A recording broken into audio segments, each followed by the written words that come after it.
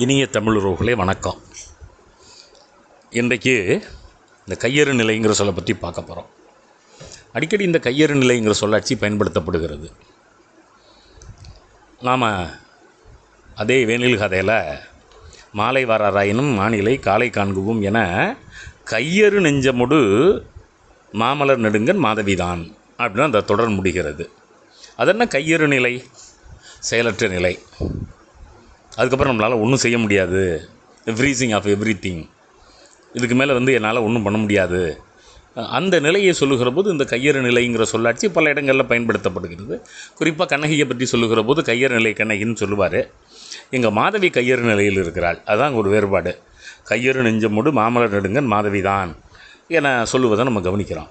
அப்போது பேச்சு வழக்கில் ரொம்ப நெருக்கடியில், ரொம்ப துயரத்தில், அல்லது தாங்க முடியாத ஒரு நேர்ச்சி, அல்லது ஒரு விபத்து, அல்லது ஒரு பெரிய வீழ்ச்சி, அந்த நிலையில் எதுவுமே செய்ய முடியாமல் இருக்கிற போது இந்த கையறு நிலையில் நான் இருக்கிறேன் அப்படிங்கிறத பயன்படுத்துவது சிறப்பாகவும் பொருத்தமாகவும் இருக்கும் நண்பர்களே.